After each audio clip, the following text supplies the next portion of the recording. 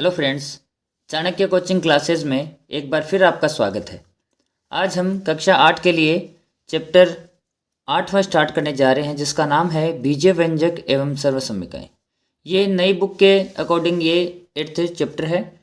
तो इसको स्टार्ट करने से पहले इसमें कुछ बेसिक चीज़ें समझते हैं कि हमें इसमें क्या क्या चीज़ें पढ़नी है। तो सबसे पहले बात करते हैं राशियों की। इसमें जो राशियाँ होती है वो दो टाइप की होती है। एक होता है चर और दूसरी होती है अचर। चर राशि और अचर राशि। चर का मतलब ये होता है ऐसी राशियाँ जिनका मान फिक्स नहीं रहता, यानी पर्सन में दी गई शर्त के अनुसार बदलता रहता है, तो वो होती है चर राशियाँ जिनका मान निश्चित नहीं होता है। तो इनमें जितने भी अपने अल्फ़ाबेट्स आते हैं ए टू लेकर जेड तक, ये सारे क्या होते हैं? चर राशियाँ। इनको हमें मान सकते हैं। और जितनी भी संख्याएं आती है जिनका मान क्या होता है? नियत होता है, उन्हें हम क्या कहते हैं? अचर राशियाँ कहते हैं। जितनी भी संख्याएं हैं वो किस में गिनी जाती है? अचर राशियों में गिनी जाती है। और ये जो ए से लेकर जेड होते हैं, इनको गणित की भाषा में बीज कहा जाता है। इसलिए जो गणित का एक पार्ट है बीज गणित, इसी के नाम के अनुसार पड़ा है, क्योंकि ए से लेकर जेड तक जितने भी अल्फ़ाबेट्स हैं उनको गणित में बीज कहा जाता है। तो राशियाँ कितने प्रकार की हो गई? चर और अचर। तो चर में क्या हो गया कि ए से लेकर जेड तक जितने भी अपने पास अल्फ़ाबेट्स आते हैं उनको चर से रिप्रेजेंट किया जाता है। जैसे मान लो हम बहुत सारे क्वेश्चन करते हैं तो हम मानते हैं ना कि माना उसकी वैल्यू बराबर x, तो वो एक चर राशि आ जाती है और उसका मान पर्सन में दी गई स्थिति के अनुसार हर बार क्या रहता है? बदलता रहता है। और अचर जो राशियां है उनका मान नियत रहता है, फिक्स रहता है। संख्याएं हैं वो जितनी किस में आती है? अचर राशियों में आती है। और चर प्लस अचर ये मिलकर बनाता है एक बीजीय व्यंजक। ये मिलकर क्या बनाते हैं? बीजीय व्यंजक बनाते हैं। तो जब चर और अचर राशियाँ मिल जाती है तो उनको हम क्या कहते हैं? बीजीय व्यंजक कहते हैं। जैसे 2x, तो इसमें चर भी मिला हुआ है और अचर भी मिला हुआ है, 2x + 3। तो इस प्रकार जब चर और अचर मिलते हैं तो क्या बनता है? बीजीय व्यंजक बनता है। फिर इसमें हम पढ़ते हैं समान पद।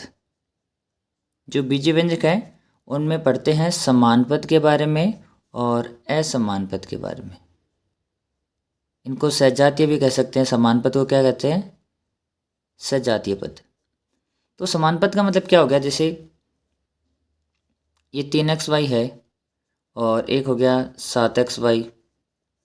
तो इसमें जो चर होता है ना, वो अगर समान होते हैं तो उन्हें कहते हैं हम समान पद या सजातीय पद। देखिए xy इधर भी है, इसमें भी xy है, लेकिन अगर एक हमारे पास 3xy है और एक है 4x²y, तो ये दोनों कौन से हो गए? असमान पद हो गए। समान पद क्या होते हैं? जिनमें चर बराबर होते हैं। चर यानी समान होते हैं ना, वो समान पद होते हैं। तो समान पद ही आपस में जुड़ेंगे और वो आपस में घटेंगे। जैसे 3xy + 4xy, तो ये बन जाएगा 7xy। सॉरी, 3xy और 7xy है ना, तो ये कितना हो जाएगा? 10xy। अगर हम इन दोनों को जोड़ना चाहें तो ये इनमें चर क्या है? अलग अलग है, तो हम इनको नहीं जोड़ पाएंगे। तो ध्यान रखना है समान पद ही जुड़ेंगे और समान पद ही क्या होंगे? घटेंगे। लेकिन गुणा और भाग है वो सक्रिय हम किस में कर सकते हैं? असमान पद में कर सकते हैं। तो इतना आपको ध्यान में रखना है। फिर जो ये xy है इसको आप yx भी लिख सकते हो, ये भी एक ही बात होती है। तो कई बार स्टूडेंट के कन्फ्यूजन हो जाता है कि आप लिख देते हो yx, जबकि जो आंसर है वो उसमें क्या होता है? xy होता है। तो इसमें कोई कन्फ्यूजन होने वाली बात नहीं है, इसका भी आपको थोड़ा ध्यान रखना है। उसके बाद में मान लो आपके पास कोई आंसर आ रहा है ये, तो इसमें जो आंसर है वो आगे पीछे हो सकता है। ये बात ध्यान रखना है स्पेशली कि जिसमें मान लो हमारे जो 3 पद में आंसर आ रहा है ना, तो ये 3 पद होने चाहिए आपके पास आंसर में, चाहे आगे हो चाहे पीछे हो चाहे कहीं हो। जैसे ये 3z है तो मैं इसको ऐसे भी लिख सकता हूँ, -3z + 3x और -2y। अब देखो 3z है इसमें माइनस का है, ठीक है, 2y भी माइनस का है, ये भी है इसमें, और 3x प्लस का है। तो पद आगे पीछे हो सकते हैं, बस उनका जो चिन्ह है वह चेंज नहीं होना चाहिए। तो ये था अपना बीजीय व्यंजक में बेसिक कंसेप्ट। तो आइए अब स्टार्ट करते हैं प्रश्नावली 8.1। इसमें हमें योग्य ज्ञाते करना है। तो देखो यहाँ पे ये एक बीजीय व्यंजक है, ये दूसरा है और ये तीसरा है। तो इसमें क्या होता है, एक तो एक पदी होता है, एक द्विपदी होता है, एक बहुपदी होता है। तो यहाँ पे सब में कितने कितने पद है, इसमें भी 2 पद है, इसमें भी 2 पद हैं, और इसमें भी क्या है, 2 पद है। तो क्या करेंगे, जहाँ पर जोड़ना होगा ना वहाँ पे किसका सिंबल लगा देंगे, प्लस का। तो इसको पहले ऐसा कैसा लिखेंगे, ये एक व्यंजक है और यहाँ पे क्या लगा देंगे, प्लस का निशान, क्योंकि इसको इसको और इसको, इन तीनों को हमें क्या करना है, ऐड करना है, यानी जोड़ना है। फिर BC माइनस CA, यहाँ कॉमा का मतलब है ये अलग हो गया, तो प्लस का चिन्ह लगा देंगे। फिर आ गया CA माइनस AB। तो सबसे पहला काम अब आपको ये करना है कि एक समान पद उनको पास में लिखेंगे। तो यहाँ पे देखो AB है और ये भी AB है, तो दोनों को पास में लिख लेंगे, ये AB प्लस का और ये B माइनस का। फिर BC प्लस का और ये BC माइनस का, तो ये दोनों पहले से पास में है। फिर ये दोनों माइनस का CA और प्लस का CA। मैंने आपको बताया था कि CA भी लिख सकते हो और AC भी लिख सकते हो, ये ध्यान रखना है। तो ये विपरीत चिन्ह वाले हैं, कैंसिल, ये भी विपरीत चिन्ह वाले कैंसिल, ये भी विपरीत चिन्ह वाले कैंसिल। तो आंसर क्या आ जाएगा, 0 आ जाएगा। तो जोड़ने और घटाने वाले में सबसे आपको सॉल्व करने के बाद में सबसे पहला काम ये करना है कि दोनों को जो समान पद है उनको आपको पास पास में लिखना है। अब इसी का दूसरा क्वेश्चन हम सॉल्व करते हैं, और इसमें जो पहला क्वेश्चन दिया है ना, उन सभी में हमें योग ज्ञाते करना है। तो देखिए यहाँ पे दिया गया है ये एक पद, यहाँ पे जहाँ पे कोमा लगा हुआ है इसका मतलब ये एक पूरा व्यंजक है, ये दूसरा व्यंजक है, ये तीसरा व्यंजक है। तो यहाँ जहाँ पे जोड़ना है वहाँ पे क्या कर देंगे, प्लस का सिंबल लगा देंगे। तो पहले वाले को हम ऐसा कैसा लिखेंगे, या कोमा की जगह क्या लगा देंगे, प्लस। फिर इसको लिखेंगे B माइनस C और प्लस में BC। फिर यहाँ लगाएंगे प्लस का चिन्ह, और ये C minus A plus AC। अब सबसे पहला काम क्या करना है, एक समान पदों को एक साथ लिखो। तो ये A लिखा, फिर हम देखेंगे इसमें ये A रहा माइनस का, तो यहाँ पे लिख लेंगे। फिर माइनस का B और ये प्लस का B, तो इनको पास में लिख लिया। फिर ये AB है, तो हमने लिखा AB, और इसमें और कहीं AB नहीं है, ठीक है। फिर B यहाँ पे आ गया, फिर लिखा C, तो माइनस का C, एक ये रहा प्लस का C। तो देखो ये आ गया C, उसके बाद में BC, तो BC लिखेंगे किसका, प्लस का BC। C को हमने पहले लिख लिया, A भी आगे चला गया। फिर क्या बचा है, AC, तो AC को लिख देंगे AC।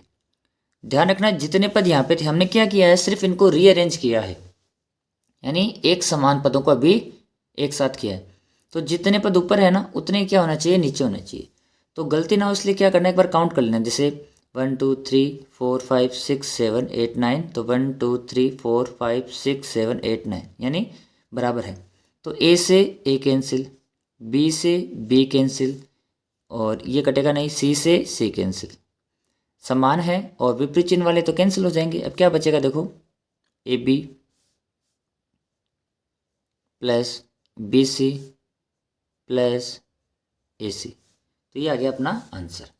पद आगे पीछे हो सकते हैं कोई से भी, लेकिन उनका चिन्ह क्या होना चाहिए, समान होना चाहिए, बस इतना सा। इसमें भी हमें क्या करना है, इन दिए गए पदों का जोड़ना है। तो पहले क्या करेंगे, इसको ऐसा कैसे लिखेंगे, 2p² q² minus 3pq plus 4। Coma लगा हुआ है तो यहाँ पे क्या लगा देंगे, प्लस लगा देंगे। अब ये एक पूरा बीजीय व्यंजक है, इसको जोड़ना है, तो यहाँ पे इसको ऐसा कैसा लिख देंगे,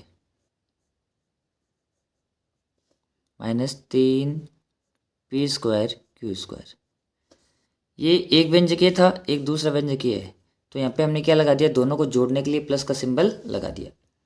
अब क्या करेंगे कि यहाँ पे आप देख पा रहे हैं कि एक समान पदों को हमें एक साथ लिखना है, तो 2p² q² को तो ऐसा कैसा लिख देंगे।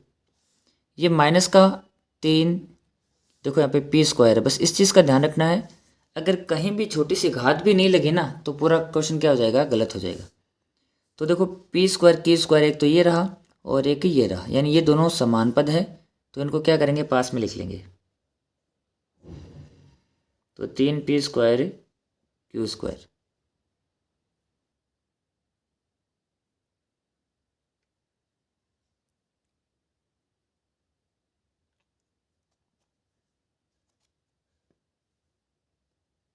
तो p² q² वाले पदों को एक तरफ लिख लिया, यानी एक साथ लिख लिया, समान पद थे तो दोनों को एक साथ लिखा। फिर ये pq बचता है, तो -3pq और ये है प्लस का 7pq। अब लास्ट में अचर पदों को लिख देंगे, तो 4 प्लस क्या कर देंगे 5। आप जोड़ के भी लिख सकते हो दोनों को। ये हमने क्या किया है, एक समान पदों को एक साथ लिखा है। तो देखो ये p² q² है, ये भी p² q², तो 2 में से 3 जाएगा तो माइनस में बचेगा, क्योंकि 2 में से 3 माइनस नहीं होता है, तो आंसर किस में आएगा, माइनस में। 2 में से 3 जाएगा, एक बचेगा, वो भी किसका, माइनस का। तो एक p² q² को हम लिख देंगे p² q²। फिर 7pq और ये भी है माइनस का 3pq, 7 में से 3 घटाया ना तो क्या बच जाएगा, प्लस का 4pq। 5 और 4 कितने हो गए, 9। ये इसके आंसर आ जाए। मैंने आपको बताया कि पद आगे पीछे हो सकते हैं, लेकिन उनका चिन्ह क्या रहना चाहिए, सेम में रहना चाहिए। अब इस पहले सवाल का ही अंतिम क्वेश्चन हम देखते हैं, और इसमें देखो एक पद, दूसरा, तीसरा, चौथा, यानी 4 पद दिए हुए हैं इसको हमें, यानी 4 व्यंजक दिए हुए हैं, इनको हमें क्या करना है, ऐड करना है। तो सबसे पहले क्या करेंगे, इनके बीच में प्लस का सिंबल लगाएंगे, l² प्लस m², यहाँ पे क्या लगा देंगे, प्लस। फिर ये लिखेंगे इसको m² प्लस n², फिर यहाँ लगाएंगे प्लस, फिर ये लिखेंगे n² प्लस l²। अब यहाँ पे कॉमा की जगह क्या लगाएंगे, प्लस, और इसको हम एज इट इज लिखेंगे, तो ये आ जाएगा 2lm plus 2mn plus 2nl।